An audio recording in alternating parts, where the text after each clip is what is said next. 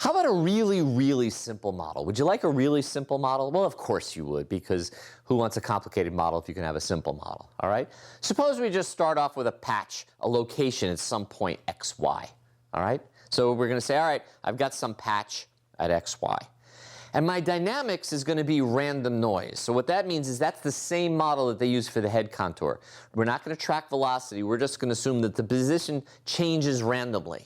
Okay, so as you add your particles, you assume zero velocity, so they stay where they are, and then you would add random noise.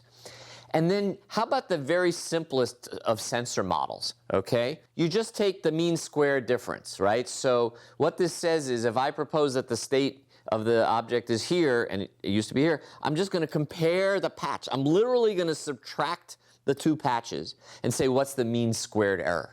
Okay? That would be sort of the simplest sensor model possible. You could do a slightly more sophisticated one, right? You could do a normalized correlation. You've already learned about this when we did stereo, and you could say the higher the correlation, the more likely, or the bigger the sum of the square differences, the less likely. That would be your sensor model. So to do this, all you would need is a patch. So there's a patch. So those of you who are from the United States or know U.S. politics, that's Mitt Romney. The reason I'm showing you this is that we provided to the students who are going to be doing problem sets in the original class and going on the OMS class a video, okay? And this is the patch grabbed out of a section of one of the frames. And your goal is to see with a particle filter how long can you track Mitt Romney until it falls off and he loses the election.